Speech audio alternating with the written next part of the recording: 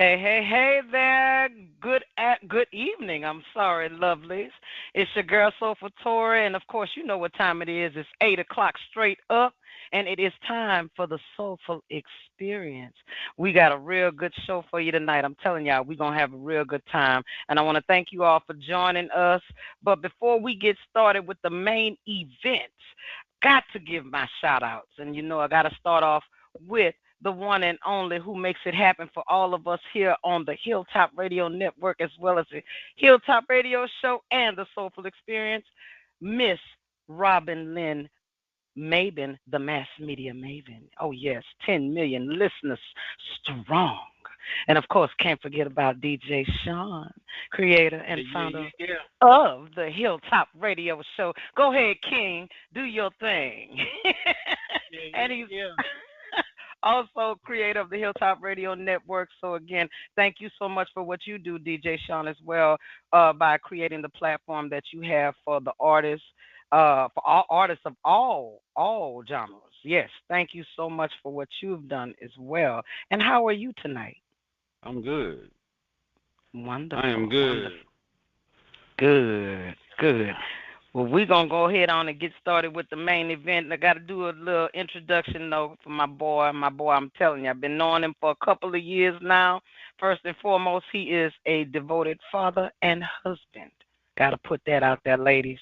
Devoted father and husband. Hello. All right. Also a comedian, actor, writer, and producer.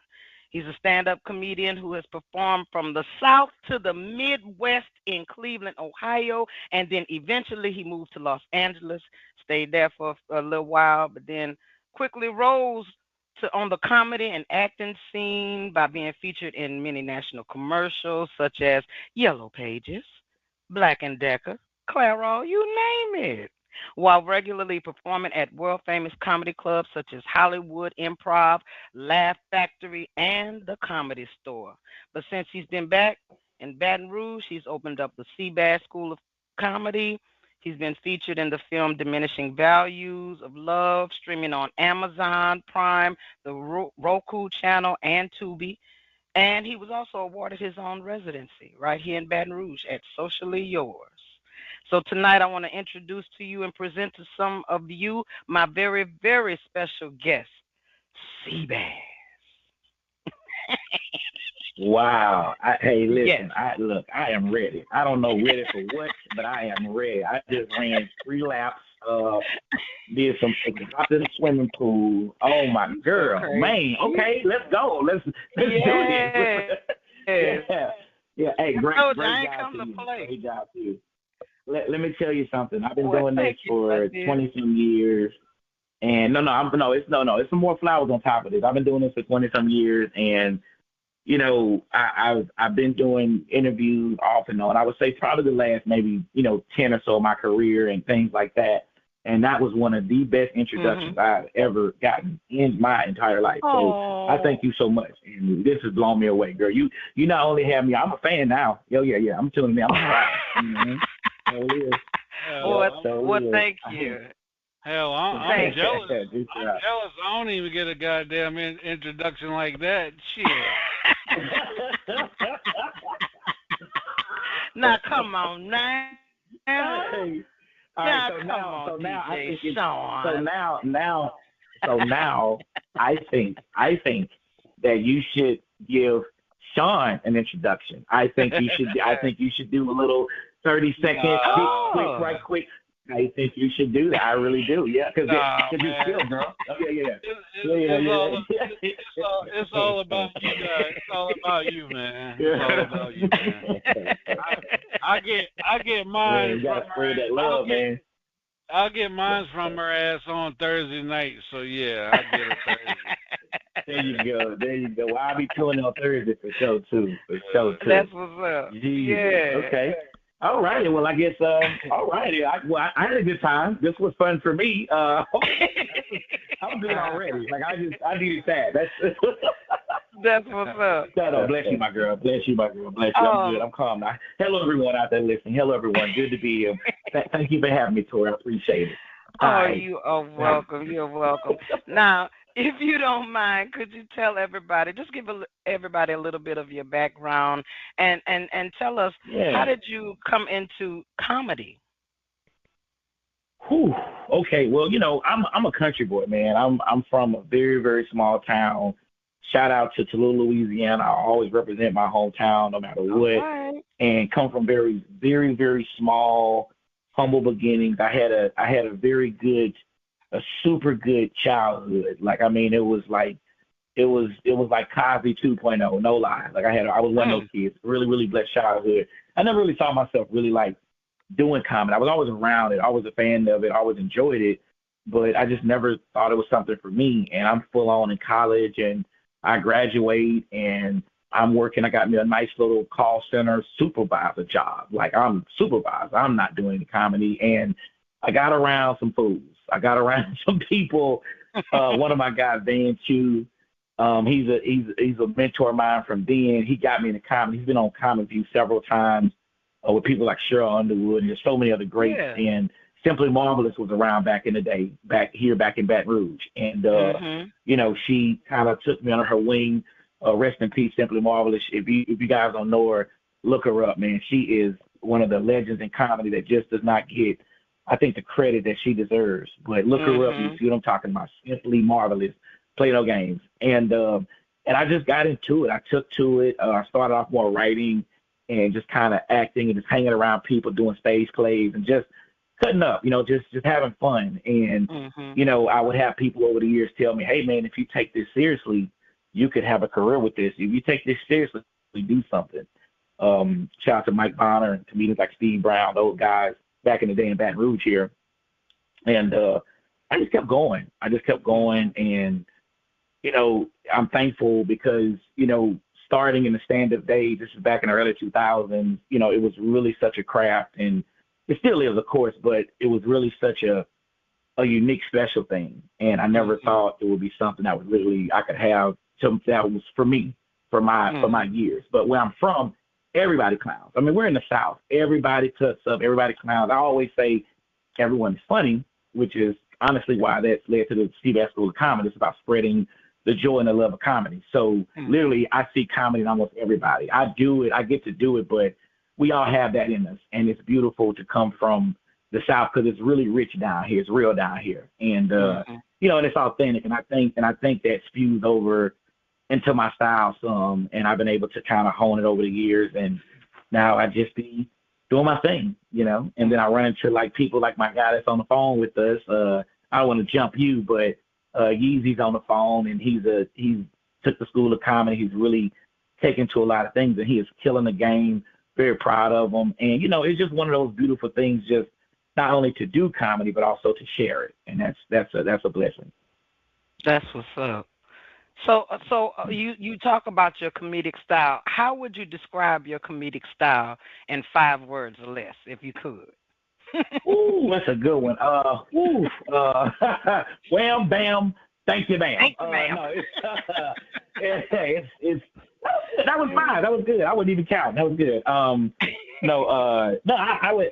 don't know. That's a great question. I would say quick, fun, silly, heartfelt, and busting your guts out to pee a little bit. So that's but I just think it's a mixture. I think it's a mixture, of a lot of stuff, and it just comes together. And I think it's just fun. I play with the crowd, but morally, I have my material that I try to keep it as engaging as possible. I just want to really engage with the audience, make them forget that, whatever's going on in the world, which is very hard to do these days. Very hard to pull people away for a little bit, and let them enjoy this craft. And so it becomes more challenging, but that's probably why I've always taken to comedy. Comedy is one of those things that was like, no matter what I do, it's always something to learn. It's always something to challenge you, and you can always keep pushing limits. And I think that's the thrill that I get from comedy even to this day. So would you consider yourself more like a storyteller when you're doing your comedy? I've never been asked that. don't think so. I don't think so. I really don't. I think I tell stories, of course. But I just think it's a lot of I'm gonna call I do a lot of mini side quests. That's kind of what I am. I'm kind of like we just we might go by the valley for a second. We'll see what's happening. Go by the river. We'll come over here up the street. You know what I mean?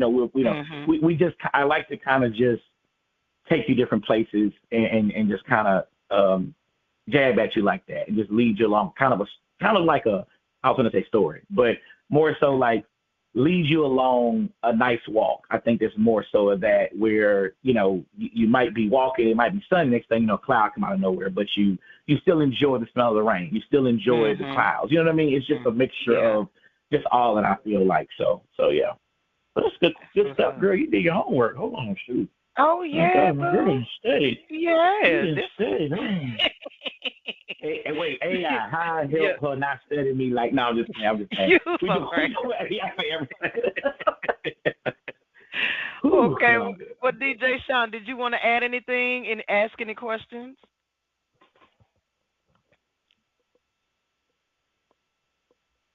DJ Sean? Oh, okay. Well, we just gonna keep going then. We just gonna keep going. Sean, I'm sorry. I'm up here running my mouth. Okay. Oh, you was on mute. Oh. I know it's early in the interview, but my thing is, I'm reading your information on you and stuff like that, and I notice a lot of comedians, now I see that how important is it to give your listeners and your fan base specials? Because it seems like that's the thing that comedians want to do now, is give specials. How important is that special for your career as a comedian? That's a really good question. Great question. So, specials is something that I think kind of really goes into that word special. I think it's something that, should be revered by all comedians, and that should be the goal of all comedians, is to have that special. That special is really kind of your legacy. I mean, that's really what you leave behind. That's really your body of work. And I've always tried to attack everyone so seriously, but I always try to do it with a bit of an organic feeling. I have to kind of feel for it. I don't just try to just go do them just because they're special. And, so I don't treat it as if I would like just a regular night doing comedy. It's a lot to put together. And even my last one, Where's the Love, which is all over, my link and YouTube, and, you can Amazon, Amazon Music and all that stuff. But it's one of those things to where, I produced it, and it was a lot of work. It actually ended up being way more work than what I thought it would be. It's a lot, that you have to go into it. So I had to produce it and then go be funny, which is, it would be great to be some of my counterparts, people who I know that's been able to kind of just, hey, don't worry about it, we got it, just go be funny. But being in the South sometimes, being in Baton Rouge and kind of engineering my way through this craft, through this business, it's some of those things to where when you are in that room by yourself, or when you do have a team, and sometimes you may have people that may promise you things, and and then all of a sudden you get into it, even though I don't care. You can sign 15 contracts. I promise you, contracts are great and you should do them. However, you can sign some contracts and still come up short of your goal, because comedy specials, I feel like, is such a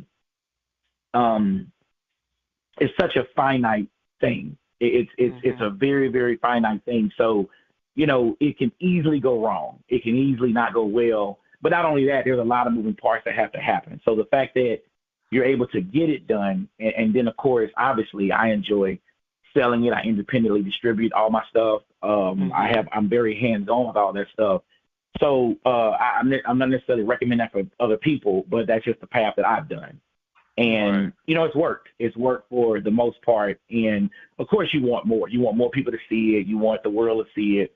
But at the same time, it's good just to get into that. And I would recommend all comedians, seriously, like, hey, listen, shoot for the stand-up special. I think more should be doing it, but I do believe it's all about timing. It's all about learning the game, paying your dues, and really respecting the special, not just throwing the camera up and saying, hey, I'm doing an hour. Get your material together, build your fan base, and then, hopefully it's something they ask for as well, too, and you can deliver it to them. So I hope that answered that, but great question.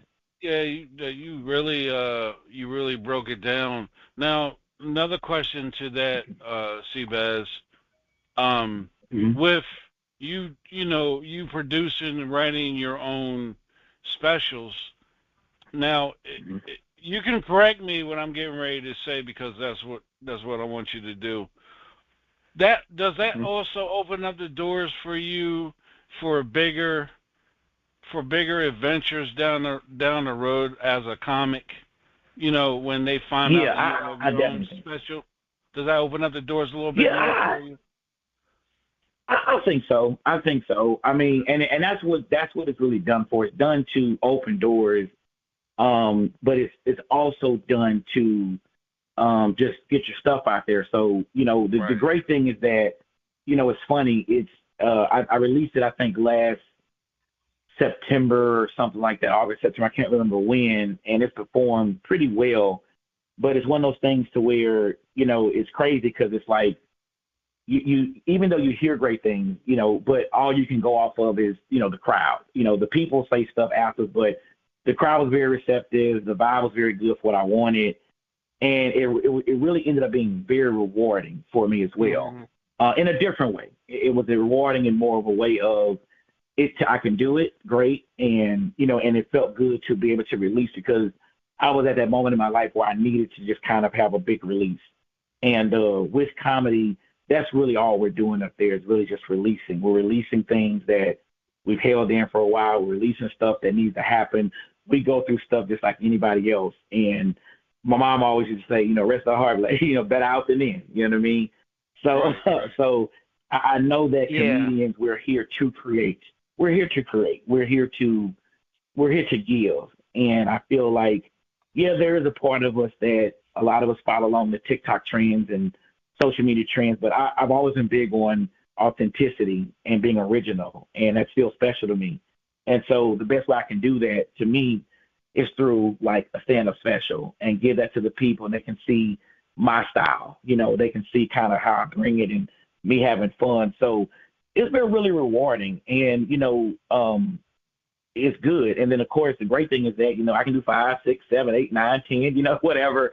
But I've never set out to say I'm going to do 6 specials. I'm going to do 7 and I'm done. It's always like, hey, you know what? It just feels right. If you've been headlining for a while, and headlining is generally a comedian that can do 45 minutes or longer sets and have some kind of credits. Typically, when you're a headliner, you're doing a lot of time on stage, and you have a lot of writing, and there's a lot of stuff there. So catalog it, put that down and go record it and go make people laugh. I'm sorry, and then also too, lastly, it's a great way to get to people because I have people that I've lived in Ohio, I've lived in Georgia, I've lived in California. I have people kind of scattered everywhere, and they can see me if they still can't, or they can see some of my fresher things. Social media helps with that a whole lot too. So it's not all bad, but I can say that that's one of the great things about it. So, man, don't you wish Red Fox and Richard Pryor and Eddie Murphy had the internet? When they were coming through, man, they've been probably bigger and better than what they are. You know what I'm saying? Oh, it would have just been insane. Yeah, I think at the time it literally like hit so fast, and then it becomes such a phenomenon. And it's funny because I've been doing this since the early 2000s. You'll see like early 2000s when I got in it. It was a wave of stand-up. I mean, everybody was Comic View was still really at the height. It was so much going on, so everyone was jumping. People like Jamie Foxx and Martin and these guys, they had sitcoms. I mean, it was the first time people were seeing like, yo, this is like a real thing for us. And so like everyone just dove into it, and you get then you got movies like Friday, and all these movies just played such a pivotal hit into the whole movement. And then of course it gets to like, like in like the 20 teens, And it ain't so much like that anymore. You know what I mean? Reality TV kind of hits, and then people are doing more stuff like that, web series and different things. And then, so it's just interesting to see like just the course of time and how it kind of comes and goes and stuff like that. And, but I'm happy that this expression is still around. And, Torrie knows I'm a big advocate of comedy down here in Louisiana because it doesn't get, I feel, the respect it deserves. And no offense to music. I love my music. I'm all down for it. I mean, don't come for me like that. However, I do see comedy as but I know the music folks like, what the hell you mean? Like, I know I like y'all. I be at the shows. I perform with musicians. Like, but it's just we as comedians, man. We just, hey, we try to get it up, and I like to mix comedy with the music. I love it. I think when people come out, I think they should get some comedy and they should get a good music show. I think it goes so hand in hand together. And I wish we have more of that because it'll make us make more babies and stop all this fighting on social media. I know that's right. That's what they used to do back in the day. They used to do that back in the day. There you go. When they had concerts and stuff, they always had comedians open up, those shows, to keep the people laughing, keep them, ready for what's coming. And it's been some comedians that would talk about the artists that are coming, that are performing that night. Oh yeah, they'll start riffing. Yeah, and that can get ugly too. So but with controlled environments. But I totally get where you're coming from for sure. Mm-hmm. So yeah, but it's good to be an elder statesman in it, and I even see people coming along now and just the different tactics and the different things that I find myself explaining because aside of the School of Comedy, I have two sides to it. I have a entertainment side, which is I kind of teach the art and intro to improv, and we do some exercises. You work on your technique and just learn about stage presence and confidence and just all these different things I think that aid in stand-up. And then I have a business side that gets more into the business and more so of, entertainment consulting and things like that. So the things I have to explain now and talk about is insane because, it's so many tools now and it's so many ways to go. But at the same time, just because it's all these ways, depending on your goals, that, you got to kind of pick and choose which ones make the most sense for you. And, so you see people making a lot of decisions. And, the beautiful thing about that is, it's just like, well, time will tell. And I can say things, but at the same time, people are going to do what they're going to do. I know I did. And I set these resources up so that I could see people kind of avoiding some of the things I went through, even though I understand that mistakes are unavoidable. But at the same time, it's just able to give guidance. My mom was a teacher. It rubbed off on me, you know what I mean? And a part of me likes to just kind of just give back. Like, you know what I mean? I never thought I'd say that, but like, thanks, Mom. I appreciate that. So I'm trying to people. I got one more question for you, and then, I'll be quiet for a while. No, you're good. Go ahead. Now your school, you have a school and everything. Have you? Yeah. And you do sound like you're a straight up guy. Have you told people even before they paid their money not to pay their money because they ain't fucking funny? Now that's funny. God, Dang. All right, so now it's gonna be the C-Bazz and Sean's School of Comedy. Keep your mind. Okay, so for real though, that's a good question. Oh God, you have comedians out there. Yeah. You have comedians out there, man, that ain't fucking funny, man. That's not fun. I'm gonna say this, and I just want to say this. And I know a lot of people are gonna get mad with me. Yeah, for real. Yeah, but I'm gonna say somebody before. Shout out somebody before. I spent a whole lot of money to see a couple of years back. It's probably been about 10 years. Yeah, it's been about 10 years. Yes. I spent a lot of money to go see Monique. And I'm telling you, she did not make me laugh. She was corny as hell. The guy that opened up for her was more funnier than she was. And I asked for my money. I asked for my money back. I did. I asked for my money back because she wasn't funny. Yeah. So I just wanted to say that. But have you ever had to tell somebody I'm gonna give you money back because this isn't your lane?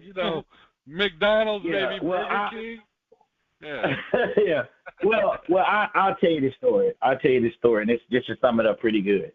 So I moved to Hollywood, and this was a long time ago. We'll just say like 2010 or whatever. And I was scared shitless because even though I've been doing comedy for a few years, I was afraid. I was like, oh my God, this is the Mecca. I'm a little country boy. They're gonna eat me up. I don't know what the hell I'm from Louisiana. What the fuck? I ain't even from the cool part of Louisiana with the gumbo. And I'm actually from North Louisiana, where it's like, what is that? So it was a very, very challenging situation. And I remember Craigslist was like the thing then. Craigslist, and I was looking up what comedians were performing, where were the shows at. I'm just trying to just go out to just kind of see. Because I knew I moved there to be a comedian, but when I got there, I'll be honest, I kind of shit myself a little bit for about a week. I ain't gonna lie to you. My eyes were so big. I was like, okay, let me just collect myself for a couple. This is the door. This is the toilet. Like literally, like I'm not even like it was that bizarre to me to where I had to like kind of like, okay, let me get my, what they call it, my baby legs. Let me just kind of walk again. Like it was literally like that for me. And so I said, but what the hell with it? I mean, I got to do it. I told everybody that. You know what I'm saying? Like, I mean, I'm out here, people know I'm out here. I mean, I got to kind of back it up. And they had this show. And I'm not going to say who this was, but the number one show that's ever been created is Seinfeld. And basically they had one of the co-stars of the biggest show in the world ever created. I don't care, black, white, whatever. Seinfeld is the biggest. Make no mistakes about it. So one of the cast of the Seinfeld show was headlining that night. And I get downtown. I'm excited. I'm excited. And I'm like, okay, let me watch these comedians now. This is the thing about Hollywood they don't tell you. Each Hollywood comedy show has about 20 comics on it, not even lying. I can't speak for it now, I haven't been out there in a few years, but every show would have 20 comics on it. And so you would have to sit there through a lot of shit to get to them out for to say the person's name to get to the headliner. But we finally got to the headliner. And I was nervous. I said, oh, this is going to be the funniest thing in the world. I cannot wait. This is going to be crazy. That person, basically, it felt like I paid them to not be funny. It felt like somebody said, go out here and just be the unfunniest you can.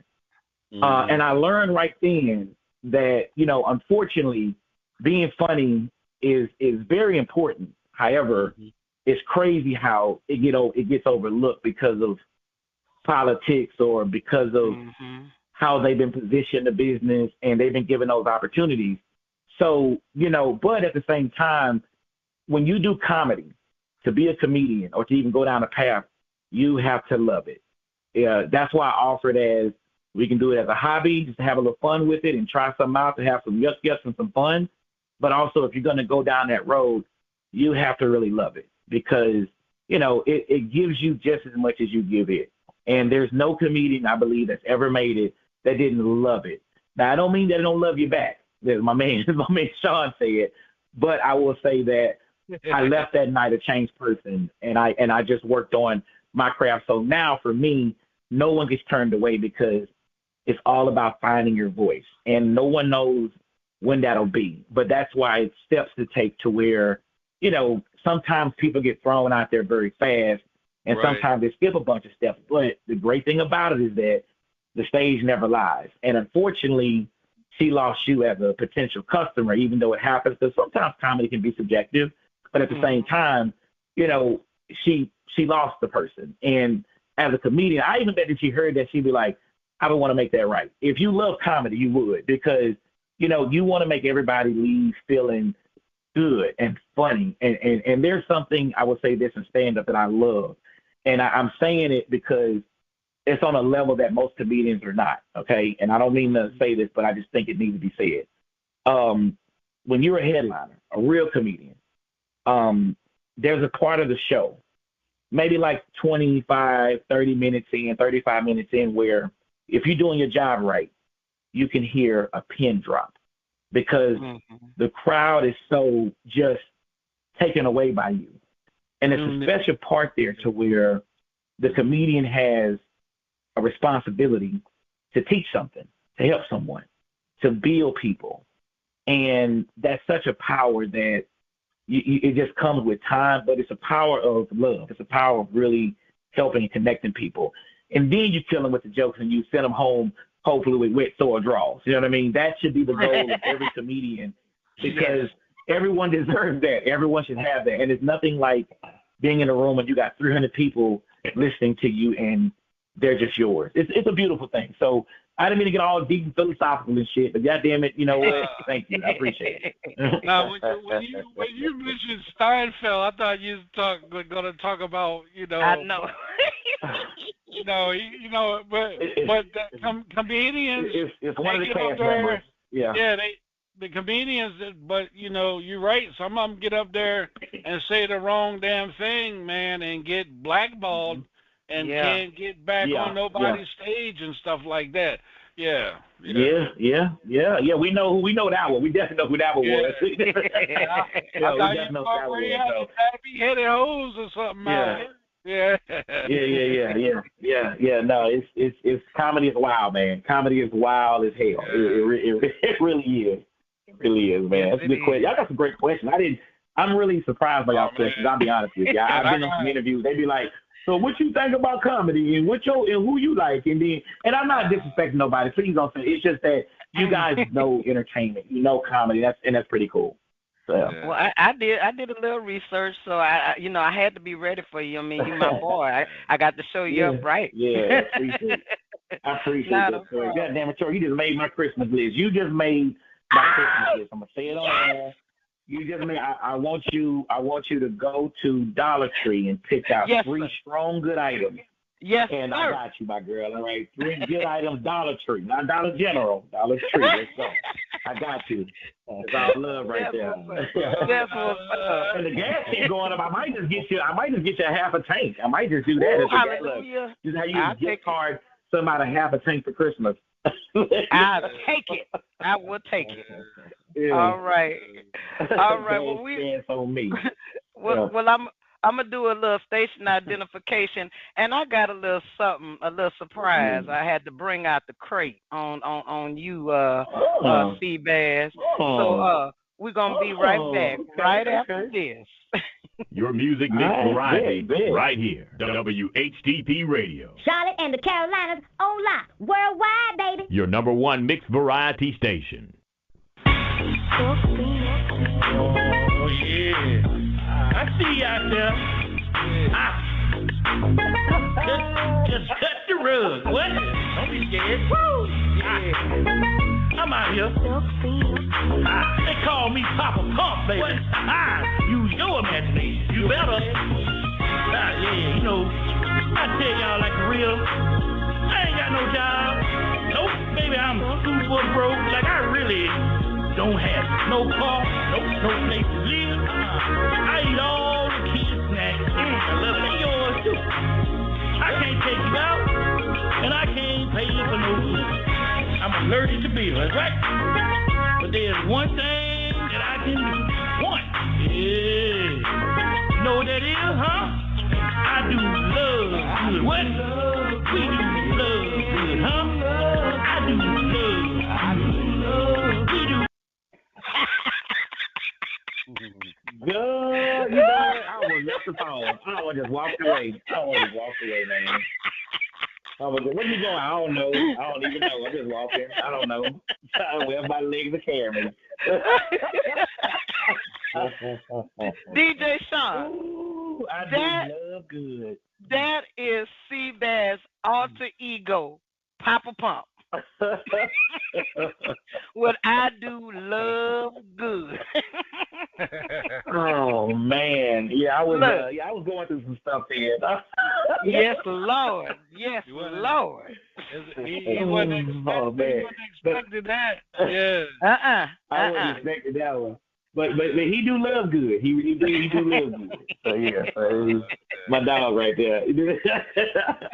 That's what's up. That's what's up. But yeah, shout out to Papa Pump.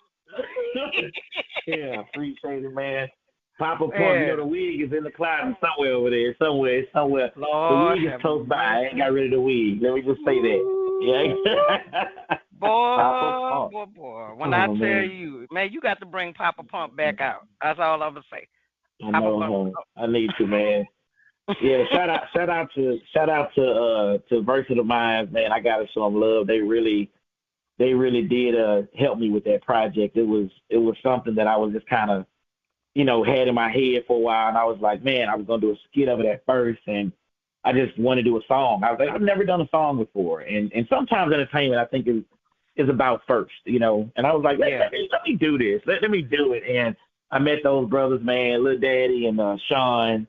Actually Sean Allen, you know, but shout out and man, it was great. We recorded the song literally like in 1 or 2 takes, and there it was. So I even got a chance to perform it like a couple of times, which that was very interesting to perform a song. I have a whole new respect for performers and singers on the musical level. That's a whole nother kind of level right there. I wasn't even expecting. So shout out to y'all for real. Well, I ain't going to ask you no music questions. That's for another show, because I got a lot of appreciate it too. Thank you. You mentioned a couple people's names, so I'm gonna leave that alone till part 2. Yeah. All right, that'll work. I'm always a challenge. Well, I want to ask you a question, C-Bazz. I know you've been able to travel around, you know, and do your stand-up comedy. Now, of course, you were in L.A. and then you came back here. Yeah. What is the difference? How would you say the difference between? I know you spoke of the comedy in Baton Rouge, how it is, but as far as you come from there back to here, what is the difference in the level, as far as the level that you were on there versus coming back here? I mean, how was that for you, given, you know? Yeah, no, great question.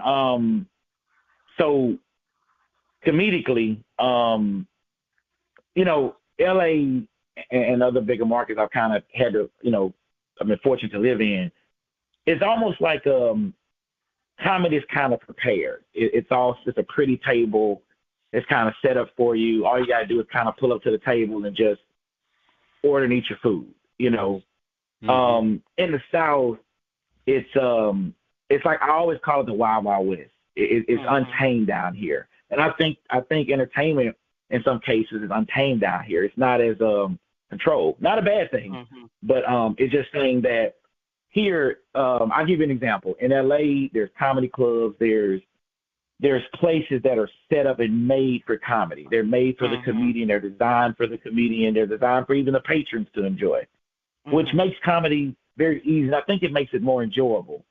Here, you become so fine-tuned because you're almost like a bat out of the cage. You're almost like a lion loose because, you know, you may be at a picnic, you know, you may be at a crawfish boil, you may be at a family reunion, you know, you may be in a church, you may be so many places, you know, just doing comedy to make people laugh because you don't have those comedy's not very structured here. So, you know, which I think is it's way more of a challenge in my opinion. So I always tell people that I'm training, or even myself, or people that are really trying to push forward and make a decision with comedy, I always say that if you can master comedy down here, the rest of the world is pudding. You go to LA, you would destroy it because it's you have to really be able to connect with the people. And like I used to do rooms in Vegas, and Vegas was one of those places I would say like that, to where Vegas, you got, like for example, let's say if I do 2 shows at a place here back to back, Friday, Saturday. Well, more than likely it's probably going to be the same people. You know what I mean? Maybe it may be the different people, they're the same. When you look at Vegas, one night you might have 40 people from Sweden in there. The next night you might have 30 people on a family reunion from Nashville, Tennessee. So you get such a variety of people that come back and forth to where you have to be very sharp. And here, you have to take care of the people that are always here, and also, be sharp in places where you might not have a proper microphone, or, you might not have a proper DJ setup or a sound engineer. You may have to come up where it might be fish plate night. Everybody's coming to your fish plates, and all of a sudden there's comedy. They might not even be coming for comedy in some places. It might just happen to be comedy there that night that they just there. I mean, that's a whole nother thing to overcome too, because now you got to perform people that's like, man, I just really wanted the ribs. You know what I mean? So yeah. It's such a wild thing that I think it deserves that respect. And I hate to see comedians who don't really know who come up through here, that they give themselves away for free, or they allow themselves to be utilized so poorly when they're doing something like that. I mean, we have to remember that literally, comedy is one of the hardest art forms ever created. I mean, it's just you and a microphone. And I think if more comedians just realized that and understood that, it's like, hey, I mean, if you can master that, you can do so much with your voice. And that's why it's always about finding your voice. And you don't know when that'll be, but find your voice. Find what makes it work for you to get people to laugh. And I think that's a whole journey in itself. You definitely gonna learn yourself for sure then. That's for sure. I see C-Bazz. I see a lot of comedians, the younger ones that are, fresh in and getting into it, don't have a special underneath their belt, but have stage presence and people know their names. But the issue that I hear them having is the ones that the comedians that are gatekeepers. The ones that are not really trying to get the funny ones on stage. It's the same way in Southern Soul. You got the group that can sing, and then you got the group that can sing. You know what I'm saying? The group that can sing.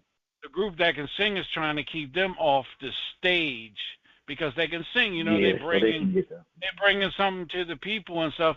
And your opinion about that? Do you have, in your career, beginning of your career, did you run into stuff like that where you're funny and other people know that and they try to keep you off the stage? Have you ever ran into that in your career as well too? Oh yeah, definitely. I'll just give a short answer.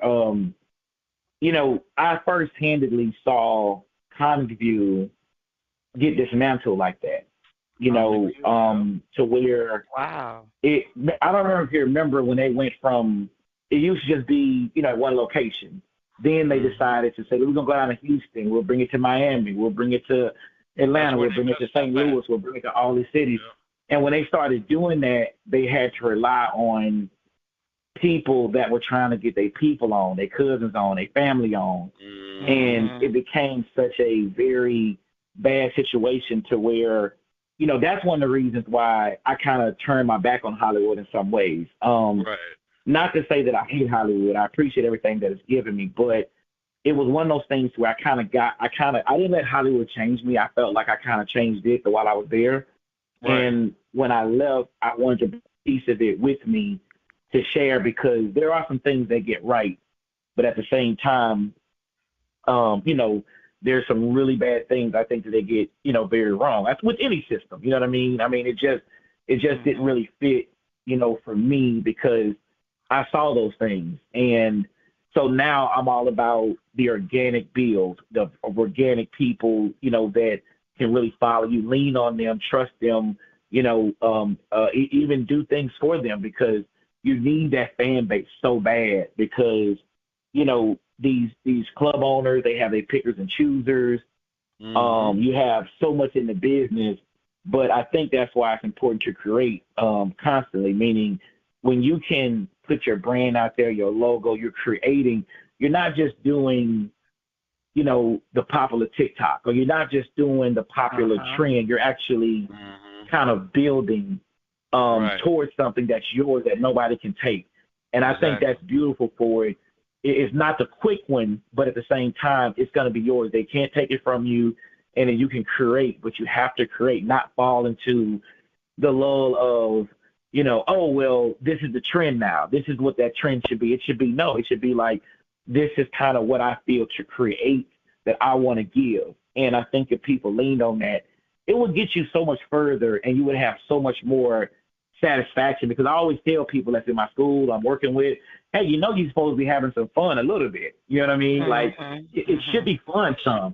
I'm not saying all of it, but you should have some fun, because if it gets to the point where I call it when you're on that hamster wheel, social media has a way of putting you on the hamster wheel to where now you got to recreate the same thing every day in order to bring in whatever dollar they feel like they should give you.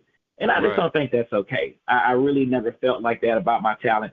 But I was one of those ones that I never went toward the American Idol shows, or not American Idol, the singers, for the Last Comic Standing shows, I just believe that on certain levels, entertainment shouldn't be judged to where it stops the creativity.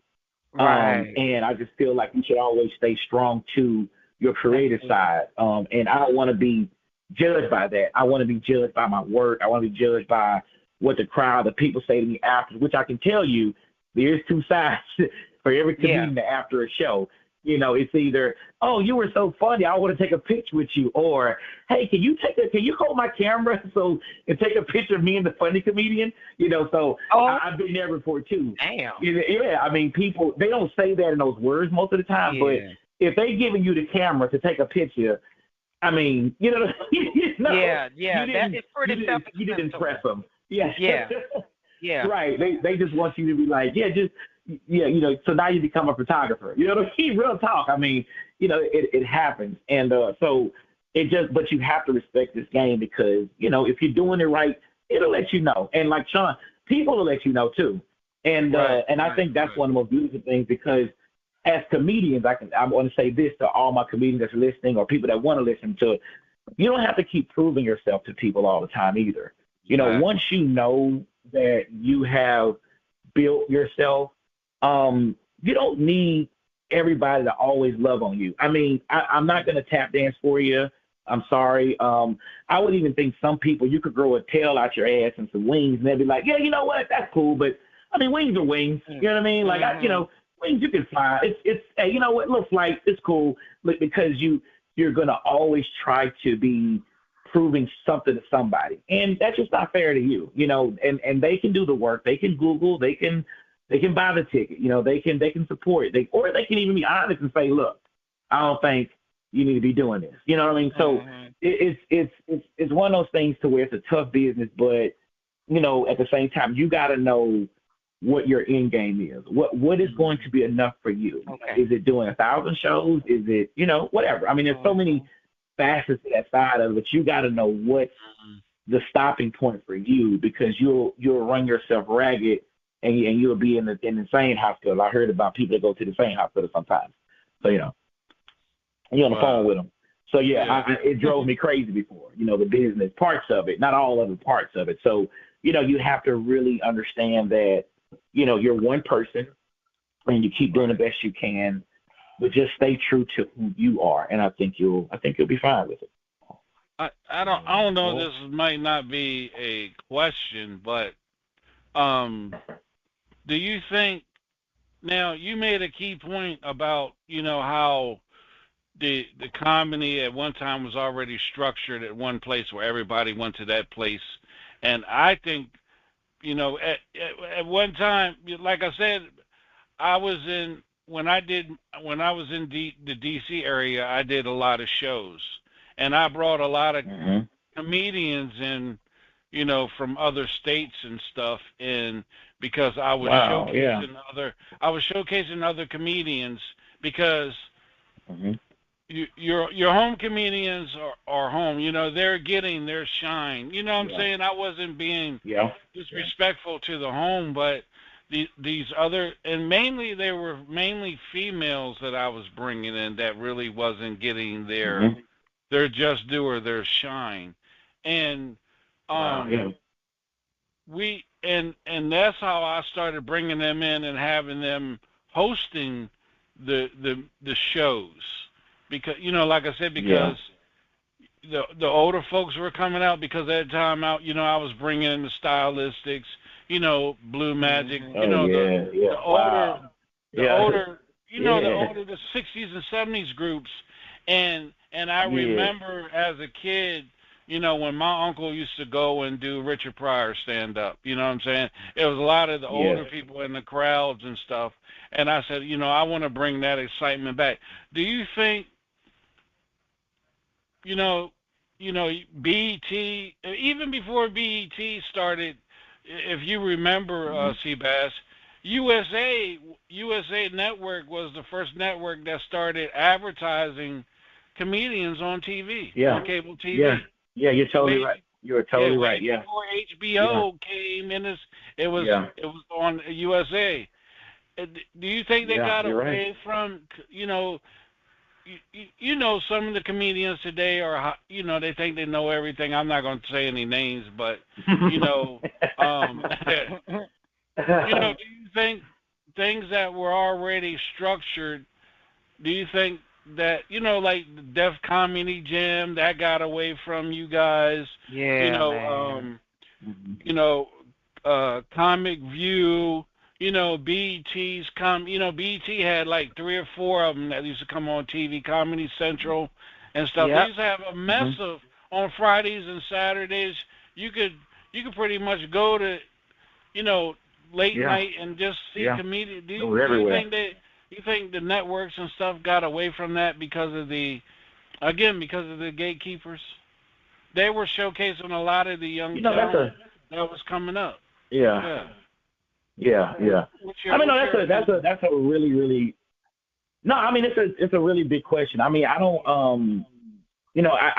don't really have necessarily a definitive answer for it. I mean, I don't know if it's a part of the times, and I don't know if it's a part of like the gatekeeper thing. It might be a combination of all of it. I do know that history does repeat itself, and I've seen comedy be everywhere, and I've seen like it be nowhere. And I think it's all about the demand, and I think we as comedians have to keep pushing for that demand and keeping it special.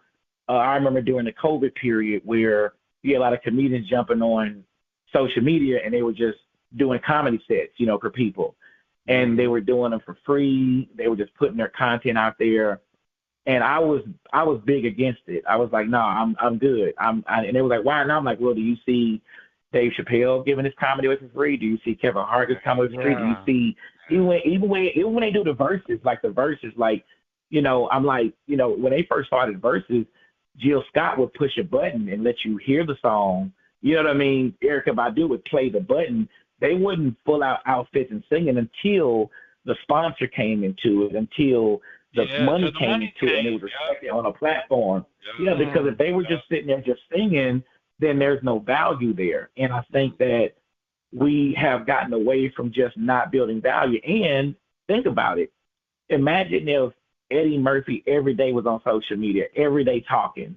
Imagine if Martin every day social media talking. Well, now they're not Martin Lawrence the comedian. Now they're Martin Lawrence the social media expert. You know what I mean? You've gotten so far away from what you need to be doing to where when I look at you, I don't see a comedian. I see a blogger. I see someone who talks about, their life every day. And that's great. Now you're a life coach. Good for you. So, I mean, it's one of those things to where there can be overkill of giving so much of yourself out there to where I think the people that remember to preserve that and build that value, I think that, they last much longer because, if you're just every day just running it and you're not getting nothing for it, it's like when I do have you perform, I don't really want to see it because I know everything about you already. You know what I mean? Like, so I know how the inside of your house looks like. I know, you know what I mean? I know what your driveway looks like. I know what kind of car you drive. Like, it's just, there's no real flair of like, hey, like, let me just learn that person. And just to finish that note, even like when I hear an artist, it's almost like I just want to hear their music, and it makes me feel closer to them. You know what I mean? And I'm like, oh, that feels like family. I want more of that, and I have a product in my hand to kind of be like, yo, this is cool. But I ain't gonna lie, if you know one of my greatest singers or artists was every day talking every day, I probably wouldn't even listen to the next album. I don't even want it. I don't even want to hear it because you know, now you're a podcaster. You know what I mean? So it's just it's all about a balance. I feel like, and that's so. But I didn't mean to get off on that. It was just something that y'all kind of made me roll upon. Good, man. I mean, I have questions for days, man. You know, because I'm being honest about it because we haven't had a comedian on the show in a long time. I mean, we did have Dolomite's manager. We had him on a couple of months ago. Yeah, I think it was December. We had him back in December. Was it December? I can't remember. Yeah, it was. I think it was Dolomite's birthday, and they were dropping the Daughters of Dolomite, and we helped. Wow. Yeah, we helped push that here on the show, and and he was talking about the things that Dolomite went through as a comedian, with different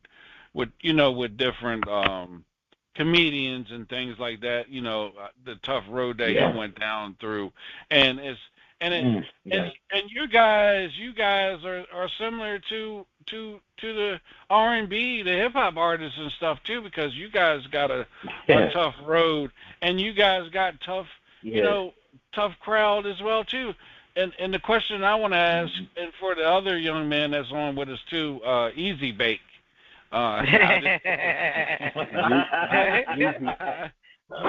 It's Yeezy. You can just call me Yeezy.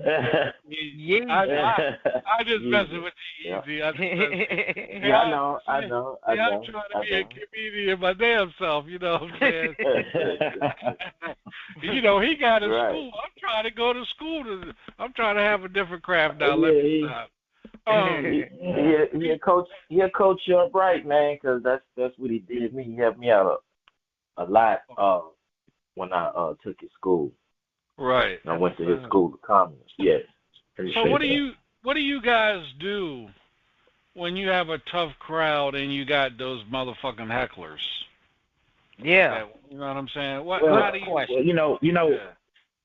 that's a great question. I always say that in any comedy show, it's great to have a good host.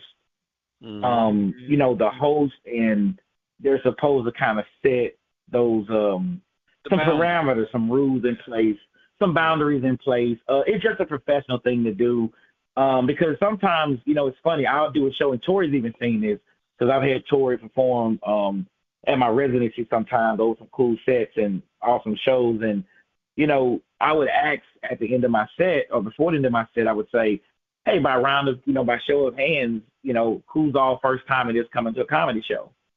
And if they say we have like 100 people in the crowd, 60 of them will raise their hand because that was the first time it was a comedy show. I'm not lying to you. Every time it was almost half, if not half, just above half. So there's a lot of people down here who don't really know all the standards of what it is to how to kind of be at a comedy show. So, I think first it's important to kind of lay those rules down. And if your host is good, he'll make sure that everyone feels comfortable. He'll make sure that everything is pretty smooth. And you that's something that just can't be allowed. Now, that's in the perfect world. You know what I mean? So we know we ain't in no perfect world. So in most cases, you run into, people who may get a little loose, especially as the later the shows go. Being a headliner, you run into all the time because, by the time I get up there, people are sauce pretty good. They done had 2 or 3 in them. We in the South, and people get loose. They get a little loud. They get crazy. So that's where it becomes, I think, a skill to work with the crowd. I think so many comedians sometimes want to go against, but a lot of times they're really not really trying to come at you like that. It's just that they're excited. They might be a little drunk. They might be a little ready. So you have to kind of gauge. I always say in my school, read the room, gauge the room. But I will give you a warning. I will say, hey, listen, it's been a great part. This is the part of the show that I do. Thank you. People are here to see the show. And I'll say, hey, you can kind of, be a part of the show, or you can be the show. It's up to you on which one you want. And typically it goes pretty smooth, and I can just have some fun.